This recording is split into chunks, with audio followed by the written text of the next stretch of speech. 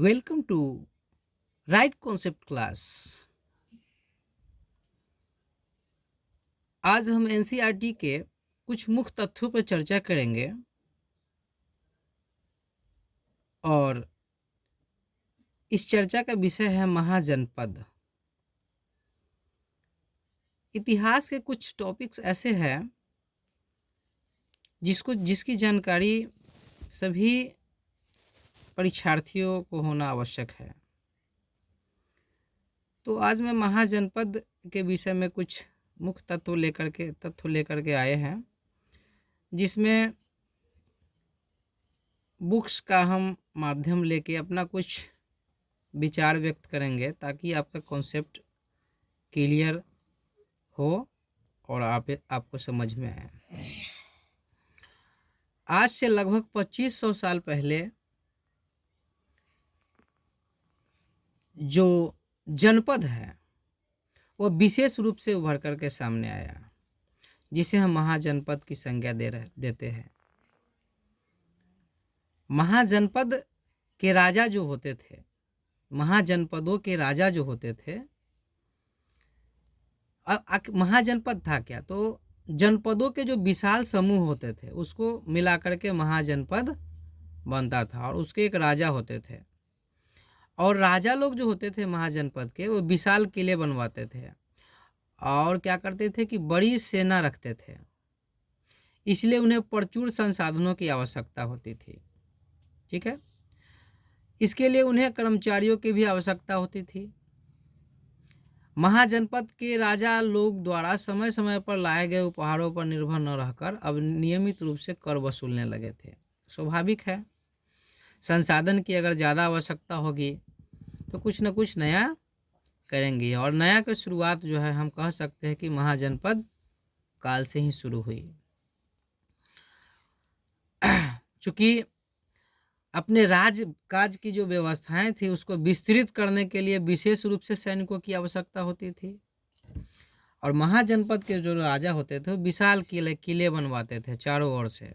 ऐसा लगता था कि दूसरे जो दुश्मन हैं उनके आक्रमणों से बचने के लिए ऐसा किया करते थे। अब स्वाभाविक है कि भाई किला बनाता था, इतना ऊंचा ऊंचा किला बनाता था महाजनपद के राजा, तो उस किले से हम यही अंदाज लगा सकते हैं कि बाहरी दुश्मन जो थे, अन्य राजाओं के आक्रमण से बचने के लिए वो इस तरह की व्यवस्थाएं करते थे और विशाल सैनिक का निर्माण करते थे। अब देखिए, अब जो है वो उपहार से वो संतुष्ट नहीं थे, क्योंकि उनकी शासन व्यवस्था इस तरह की थी कि उनके लिए उन्हें क्या होता था कि कर लागू करना पड़ा। उसी समय से कर शब्द का व्यवहार होना शुरू हो गया। अब देखिए, फसलों पर लगाए गए कर सबसे महत्वपूर्ण थे, क्योंकि अधिकांश लोग कृषक ही थे। प्रायः उपज का 1/6वां हिस्सा कर के रूप में निर्धारित किया जाता था।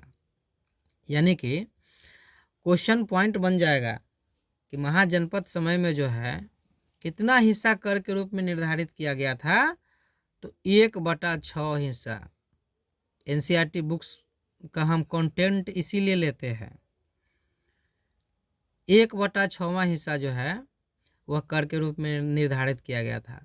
कारीगरों के रूप में भी कर लगाए गए, जो प्रायः श्रम के रूप में चुकाए जाते थे। जैसे कि एक बुनकर लोहार सुनार को राजा के लिए महीने में 1 दिन का काम करना पड़ता था। अब इन लोगों का काम क्या था? तो राजा का जो है अस्त्र शस्त्र वगैरह जो है तैयार करना, आभूषण तैयार करना। कारीगरों के ऊपर भी कर लगाया जाता था। अब देखिए, पशुपालकों को जानवर या उनके उत्पाद के रूप में कर देना पड़ता था। अब जो पशुपालक वगैरह जो थे, जो पशु पालते थे, अब उनको जो है उनका जो उत्पादन होता था उसके रूप में उनको कर देना पड़ता था। व्यापारियों को सामान खरीदने बेचने पर भी कर देना पड़ता था। आखेटकों तथा संग्राहकों को जंगल से प्राप्त वस्तुएं देनी होती थी। ये सब व्यवस्था महाजनपद समय में शुरू हो गई थी। अब महाजनपद समय में ही जो है कृषि में भी परिवर्तन आया। हल के फाल एवं लोहे के बनने लगे। अब जो है महाजनपद काल में ही हल फाल जो है लोहे का, ये सब चीज़ का बनने लगा, क्योंकि कृषि में भी सुधार हुआ। अब कठोर जमीन को लकड़ी के फल की तुलना में लोहे के फल से आसानी से जोता जाता था। क्वेश्चन आ सकता है कि लोहे के फल का जो है आविष्कार, सॉरी, लोहे के फल का प्रयोग जो है ज़्यादातर कब से शुरू हुआ? तो महाजनपद काल समय से ही शुरू हुआ। कृषि का भी सुधार इसी समय से हुआ। इससे फसल का जो है पैदावार बढ़ गई, है कि नहीं?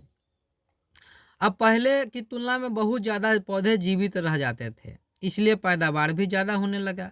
इसमें कमतौर परिश्रम लगता था। ये काम ज़्यादातर दास दासी तथा भूमिहीन खेतिहर मजदूर करते थे। यानी कि कुल मिलाकर के अगर कहा जाए तो जो महाजनपद काल में विशाल क्या होता था, किले बनवाया जाता था। लगभग 2500 साल पहले जो है जनपदों का जो है शुरू हुआ, और 1/6 हिस्सा कर के रूप में जो है कृषि के क्षेत्र में 1/6 जो है निर्धारित किया गया, है ना।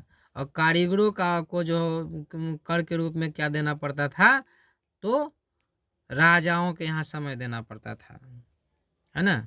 पशुपालकों को भी उसके उत्पादन को में से कुछ हिस्सा देना पड़ता था।